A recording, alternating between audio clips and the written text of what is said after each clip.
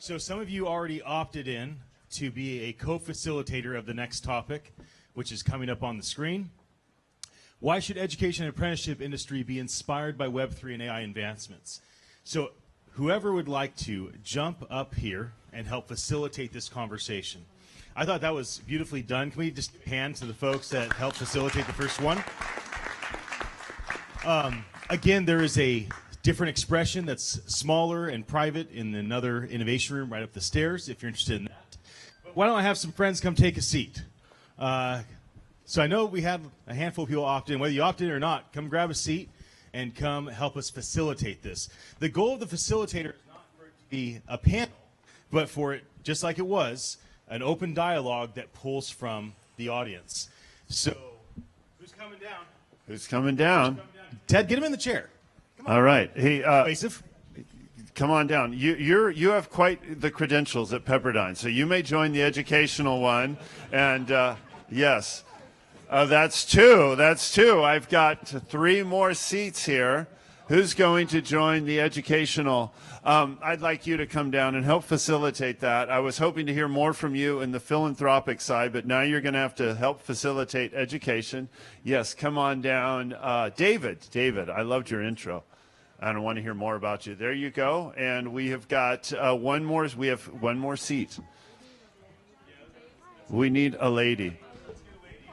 We need a lady.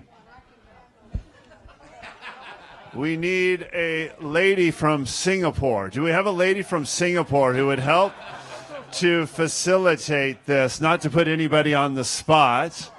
Oh, hey, a volunteer. Wonderful. Thank you so much. Come up, take a seat. There you go. And facilitate this. All right. First of all, we're going to set off with our guest. Clara is going to share her thoughts on why should the education and apprenticeship industry be inspired by Web3 AI advancements. Clara. Web3 and AI innovations can open up a lot of opportunities in the education and apprenticeship industries. For example, AI can be used to create personalized learning experiences for students and help them reach their goals faster. Additionally, Web3 technologies such as blockchain could be used to store data like digital certificates or transcripts securely on the internet, which would make it easier for potential employers to verify credentials from job applicants.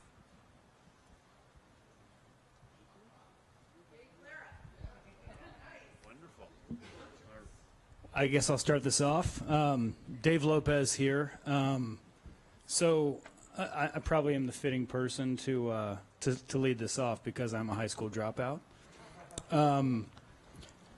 I always struggled with education. I don't know. I was focusing on the bird outside. I was wanting to be outside.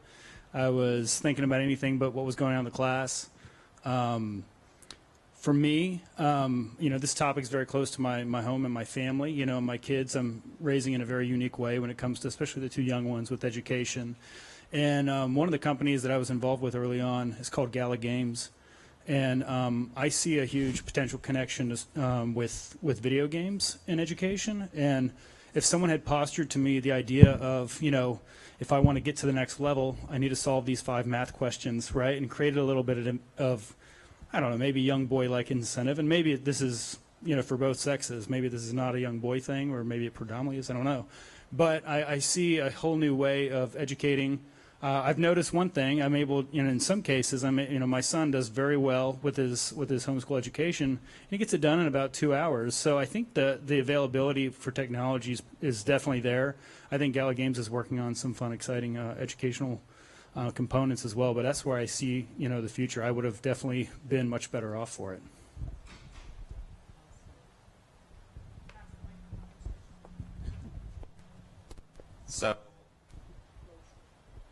So I'm Stephen Williams. I'm in the process of joining Red Pill VR, but I've done a number of things before. It turns out that 8 years ago, I co-founded a startup that was working on combining 3D gaming with education on the web. And we produced our own game engine and editor, et cetera. That startup ended at the beginning of the pandemic. The investors panicked, and that was that for that incarnation. But from that, one of my personal projects is to create a nonprofit that is working on really trying to socialize the idea that people should be more autodidactic, on their own more, and they also should work. People should work together to yeah. There we go. And really try to socialize the idea that everybody should get higher education, and also that we should have paths to it that are inexpensive, free, that you can sort of learn the knowledge and or get the degree, and have a flexible path for that over time. So that's a Blue Scholar Foundation, so bluescholar.org, et cetera.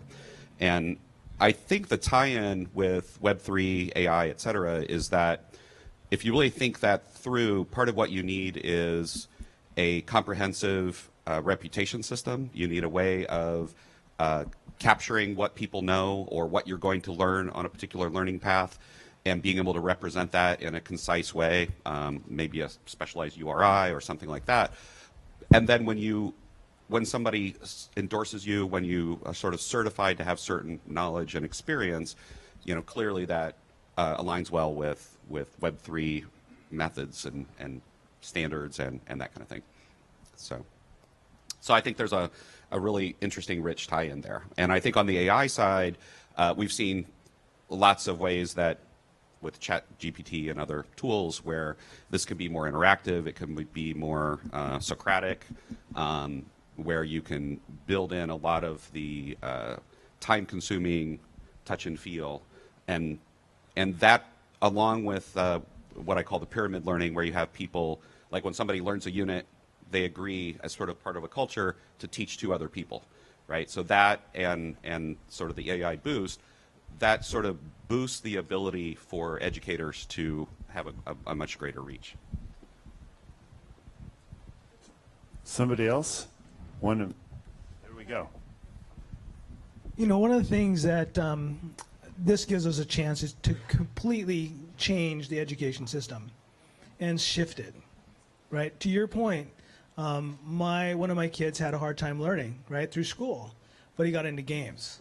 And he knows everything about World War I, World War II, the tanks they used, the structures they used, and it scared him.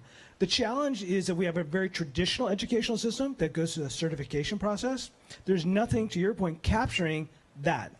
But there's all kinds of other ways to learn and educate yourself. And Web3 and blockchain allows it to capture that from a very young age, so that we actually have a full CV, not just of what's been certified through schools, traditional schools, but also what we've learned on the web, right? What we've read in books. I mean, there's much more to education than just a traditional education system and get a certificate at the end of it, right? This allows us to actually change that and shift and disrupt that whole industry. I guess I shouldn't call it an industry, but a way for people to really learn and educate themselves and show what they know. So I'm Debbie. I'm the co-founder and chief growth officer of a company called Hug. We're an artist discovery platform, but we also offer education advisory programs to help onboard artists as well as other creators into Web3. I think there's been a lot that's been talked about in terms of learning and how you engage people. And I know we also talk about learn to earn models and how we can motivate people to really kind of be on their own individual learning journey. My team has also spent a lot of time kind of onboarding refugees from other countries around Web3 education. And I think one thing that has really stuck out to me has been that around credentialing. Obviously, when you're a refugee, you can only travel with so many things, right? Your base necessities. How many people are going to have their certificates with them? I mean, frankly, I don't even know where my high school diploma is. And I think the advances, in infrastructures around things like soul-bound tokens and being able to recognize that, hey, I have, achieved this. I have achieved this level of education, and being able to take that with you, no matter where you are, going from one country to another. I think all of that is incredibly powerful as well.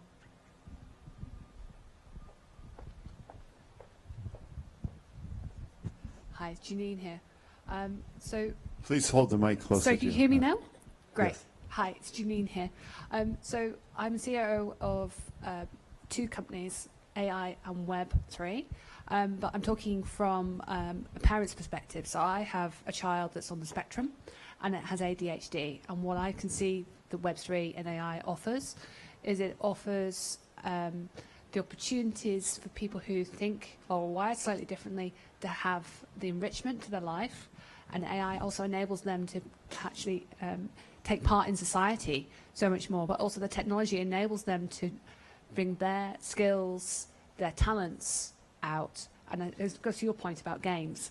My son did exactly the same thing. He's a product designer now, but if it hadn't been for technology and AI, those skills wouldn't have come out. So I think it opens the door to a lot more people, and that's my take on Web3 AI and how it can actually help and educate, and also it helps the disenfranchised. So yeah, I think it's just the way to go, to open it up to more people, be more inclusive. Thank you. It's certainly never been a more level playing field. That all the information is there. And Dave Lorenzini, in addition to the immersive stuff I do, I'm on the board of the main AR VR association and conferences, and we do a lot with education and training using AR and VR kind of immersive stuff. And I'm just constantly struck by the world's best trainer for whatever point you're trying to get across is now in your pocket, right? So you can put a hologram in the room that will answer any question in the way that will best get the result that you're going for. And we just have a lot of work to get the content up for things, and there's a big difference between training and education. I think the training stuff involves testing and certification and a real world skill, and I'm seeing a lot more of that happening. But certainly the ability to learn anything you want to learn is now possible in ways that it never was before. So as an educator, a lot of times when we think about, oh, I want the best educator for my kid, but all kids learn differently, and even at a master's level, right? And what I'm really excited about AI is it allows people to kind of test over time what's the best way of a student receiving information, right? Because we're all very, very different, and it allows you to personalize. Because we tend to be like metrics. Oh, you have a graduate school degree, or you have something else. Like, I'm dyslexic, I may learn a different way. And AI, over time, can learn how to educate me a little bit differently.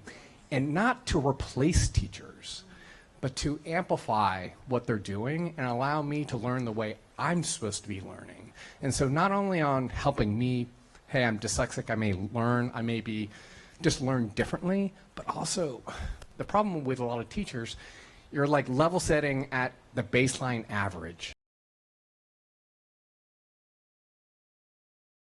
Having AI, whether it's some person who learns just very differently, allows them to go, hey, listen, I may be in this class, but I really should be a superstar in this. And maybe even my teacher doesn't have the capacity to teach me, but with plugging into AI, I can plug into a world, and it can teach me to really be the best at something. And that's what we really want for our kids, and all of us want to have our superpower that we can kind of give back, and that's where I think AI can do a phenomenal job, and I'm really excited to see what happens.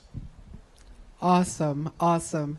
Helen Easterling Williams here once again. First, I'd like to say that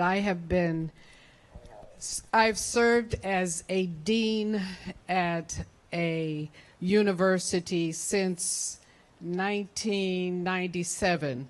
And the very first thing the marketing department said to me was, how can we better serve you? And I said, get me a hologram.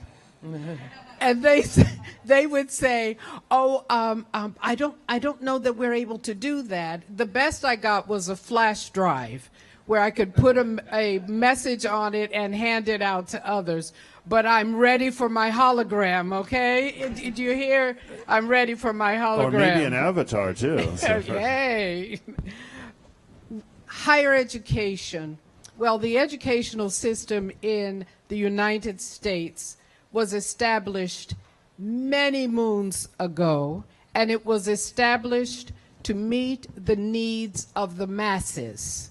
So if you are gifted and talented, as we call it today, or if you are on the other end of the continuum where you are labeled as special needs, the system wasn't designed for you, right? And so people on either end were compromised through the educational process. AI, Web3, has the potential to meet individual needs, as has been said here. And that's the beauty of it. That's the beauty of it. It will never, I don't believe, substitute for the individual teacher, because we are too wedded to the system that's in place that meets the needs of the masses. So that system will remain in place, but that system is broken. It is clearly broken. 20 years ago, the United States of America was at the top of the list of 50 countries in reading, writing, and mathematics. 10 years ago, we were at the bottom of the list of 50 countries in reading, writing, and mathematics. Enter technology. Enter the pandemic. Our children are even further behind now than before. Add to that the fact that the Department of Education in the United States will clearly share that there are 400,000 foster children in the United States. These are children who do not have a consistent family, healthy family environment. And every year, over 23,000 of that 400,000 age out of the system. That means that they are 16, 17, and 18 years of age, and they do not have the values, the academic excellence that is necessary to survive, to have a happy, healthy lifestyle. And many of them end up homeless. Many of them end up in human trafficking. Web3 and AI has the potential to be a problem solver, to meet the needs of these individuals. And I believe if we all jump into this with both feet, we can save a lot of our children.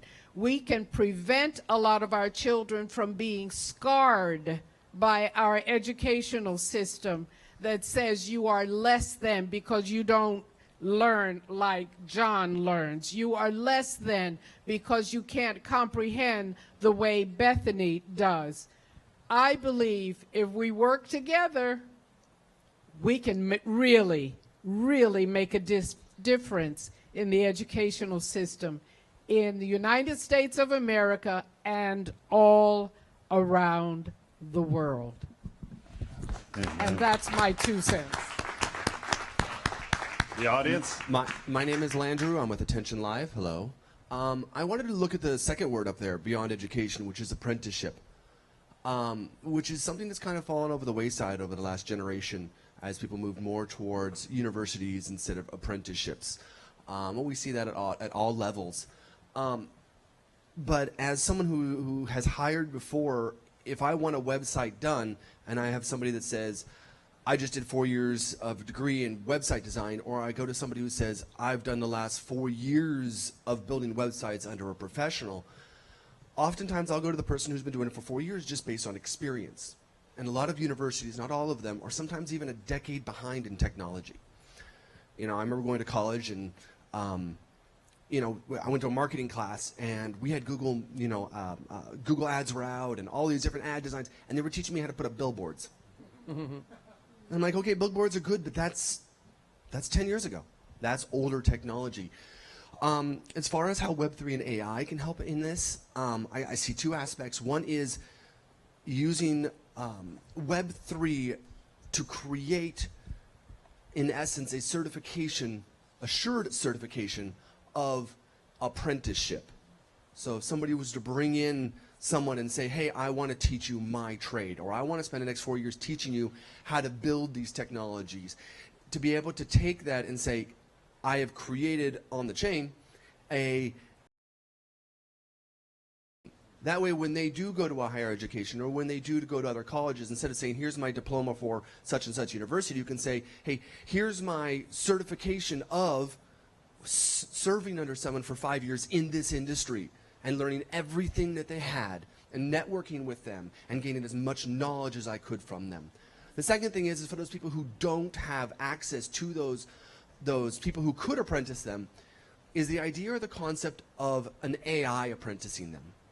An AI who has gained the knowledge of thousands or hundreds of thousands of people in that field and learning that industry to the nth degree, gaining everything that those hundreds of thousands of people have learned over the last decades of their lives and compiling it into a apprenticeship AI that can bring in 1, 1,000, 10,000 people, and to be able to distribute that knowledge to them directly, because they'll be able to branch out more. It won't be 1v1 or one-on-one. It'll be one AI with 1,000 people's education distributing to 100,000 people the same education, the same wisdom, the same game knowledge from those accumulation of thousands of years of history and information. So that's kind of how I see both Web3 and AI affecting in the apprenticeship area. I love that. Yeah, just a quick, so Vanessa again here from Love Never Fails, and we have an IT academy that's called IT Biz, and it's predominantly marketed at underserved, under-resourced people, of which could be people who are differently abled or trafficked or veterans or homeless or just you name it, right?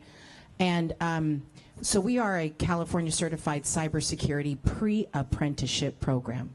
And we purposely became a pre-apprenticeship program because we want to partner with apprenticeship programs, many apprenticeship programs. One of the things that people that are underserved, under-resourced are faced with is that they don't have the luxury of learning. So it's one thing to say, I want you to learn these things, and then I give you 2 years. Many underserved, under-resourced can't do a 2-year college, junior college, because they got to get to making money right away. And then they have families, and they're single parents, and they have children they have to care for at night. And so they're struggling through, and I actually am one of those that made it through that, but not everybody can, and if you have mental illness and you have trauma, even worse.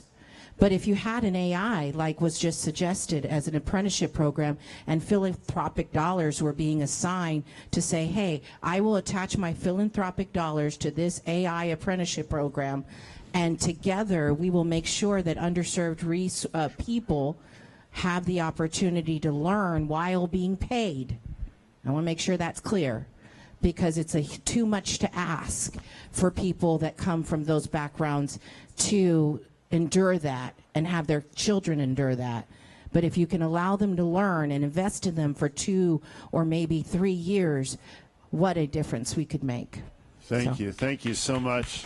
Thank you for sharing that. We have to wrap up now. Thank you so much for all the contributions. This is the type of collaboration we want.